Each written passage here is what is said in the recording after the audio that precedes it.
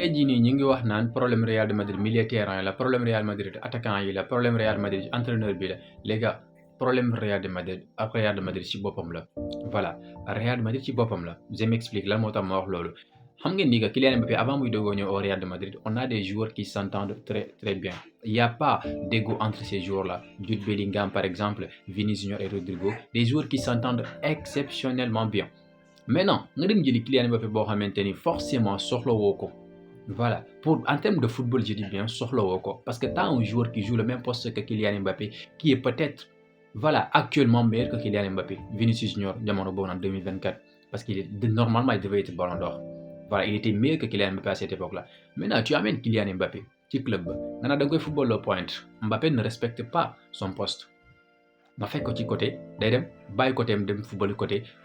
Vinicius même si Vinicius a le ballon Mbappé war a def appel dans l'axe pour que Vinicius passe ko du ko def Mbappé dafay retiré wu donc dans l'axe boo gisee donc il y avait absolument rien là-bas défenseur donc c'est plus facile pour eux de défendre donc sur les attaquants du Real de Madrid que s'il y avait un attaquant de pointe boo xamante ni il est tout le temps présent dans la surface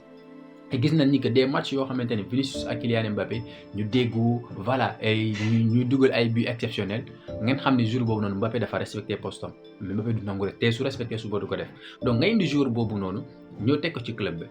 de un défensivement du nangoo défendre comme il le faut alors que au Real de Madrid avant Vinicius Rodrigo Mbappé dañuy reyante pour club Vinicius dafay nekk fële wàcc défendre parfois nga fekk ko latéral parfois ci biir axe bi di défendre et Mbappé du def loolu et maintenant ñu bëgg club bi avancer comment on peut avancer avec ça alors que su ma ñëw ci côté entraîneur bi tamit am na ci part de responsabilité Xabi Alonso keroog contre Girona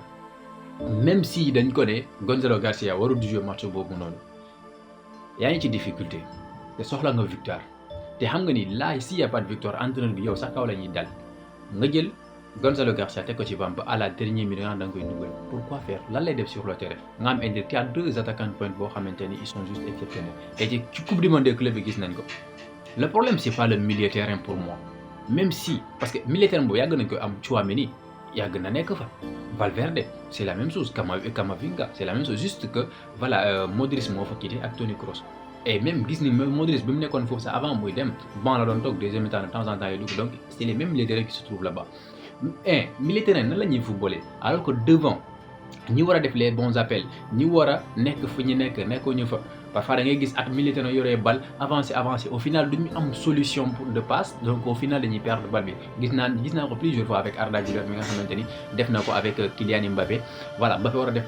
appel au bon moment pour que mu passe mais du ko def dafay dem ci côté Vinicius wala ci côté Rodrigo donc dans l'axe kenn du fa nekk donc le problème pour moi c'est pas le milieu terrain c'est les attaquants et surtout les dirigeants du Real de Madrid parce qu'on n'avait pas besoin de Kylian Mbappé on a besoin d'un vrai neuf et Real Madrid gis nañ ni que à chaque fois que Real de Madrid nekk au top ngeen xam ni que y avait un attaquant de pointe exceptionnel comme Karim Benzema par exemple comme Joselu qui était notre super sub à chaque fois que bu duggee à la dernière minute il va nous faire quelque chose contre Bayern sauver nañu deuxième mi-temps la dugg il a claqué un doublé si par exemple Kylian Mbappé la du réagir noonu Joselu ci contre Bayern Vinicius bu mu dóoree bal bi Joselu dafa sentir ni que comme si que neur bi mu bàyyee bal bi ak Joselu nu mu essayé benn la mu dugal deuxième bi tamit passe de Rudiger tamit c'est la même chose il était tout le temps bien placé mais on n'a pas ces attaquants-là qui sont bien placés pour faire la différence. Si nous continuons en Ligue des Champions, on va se faire éclater, même en Liga même. Parce que ça se voit 3 matchs successifs sans victoire, les gars, c'est juste abominable. C'est inacceptable. Voilà. Pour moi, joueur a une part de responsabilité, il n'y a pas de problème. Mais club a une part de responsabilité, Xabi Alonso a une part de responsabilité. Il faut qu'on se le dise parce que les mêmes militaires ñoom lañ yor depuis boobu léegi voilà même boo fi indi un Nico Paz un Vitinha si devant ça bouge pas tu vas rien faire du tout c'est ça le problème du Real de Madrid.